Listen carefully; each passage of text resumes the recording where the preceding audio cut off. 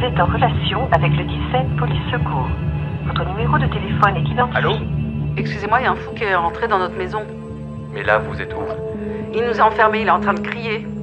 Madame, vous êtes séquestrée, c'est ça? Et votre communication sera enregistrée. Tout abus Allô? sera sanctionné. Je viens d'appeler pour signaler une dame qui se fait tabasser par un monsieur, rue Vaucouleurs. Oui, vos couleurs. Mes collègues sont sur place. Vous êtes en relation avec le 17 Police Secours. L'homme se met à crier Allah Akbar et que Dieu me soit témoin. Il repart dans son délire, il cogne à nouveau la victime, toujours un coup de poing. On n'entend plus de gémissement. Il prend la femme par les poignets, il la soulève, la pose sur la rambarde et il la fait basculer par-dessus le balcon. Oui, allô? Il y a une dame qui est tombée. Ça hurle. Est-ce que la dame est consciente? Dans la nuit du 3 au 4 avril 2017, Sarah Halimi, de son nom de jeune fille Lucie Attal, est assassinée sauvagement par son voisin, un jeune homme de 27 ans, français d'origine malienne, Kobili Traoré. Elle est torturée puis jetée de son balcon sous les yeux de voisins incrédules qui appellent la police sans relâche. Le crime restera impuni. 5 ans plus tard, Kobili Traoré se pavane sur TikTok, à quelques dizaines de mètres du lieu du meurtre, lors de ses permissions de sortie de l'hôpital psychiatrique où il est.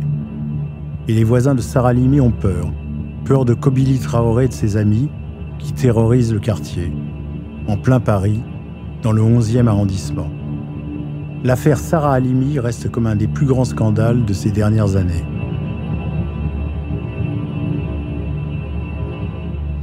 C'est une affaire particulière parce que c'est peut-être la seule affaire d'antisémitisme qui a été reconnue comme telle par la justice et pourtant qui n'a pas été jugée. On ne juge pas les fous. On ne juge pas les fous. C'est un principe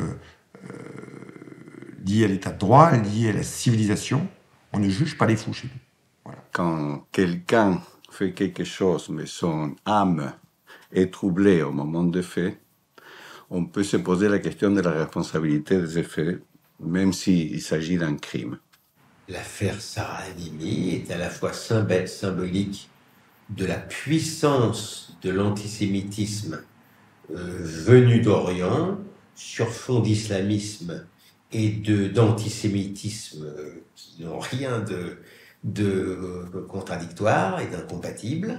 Il y a, dans certaines banlieues, une culture antisémite qui est différente de la culture antisémite d'extrême droite. Elle est liée au conflit israélo-palestinien que certains essayent à tout prix d'importer chez nous.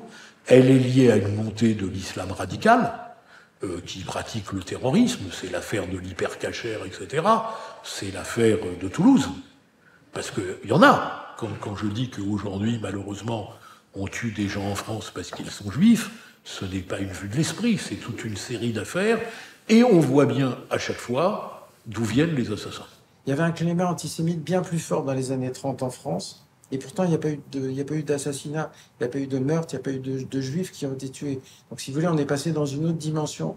Aujourd'hui, les pouvoirs publics sont fermement déterminés à lutter contre l'antisémitisme. Et je pense véritablement qu'ils ont cette volonté et qu'ils essayent de la mettre en application. Malheureusement, il y a des dérives majeures qui aboutissent à la mort d'individus et qui sont qu'il faut absolument expliquer, commenter et surtout punir. Ilan Halimi, Jonathan Sandler et ses 2 fils, Harry et Gabriel, Myriam Monsénégo, Johan Cohen, Philippe Braham, François Michel Saada, Yoav Attab l'ont payé de leur vie. Brahim Bouharam aussi, le père Hamel aussi.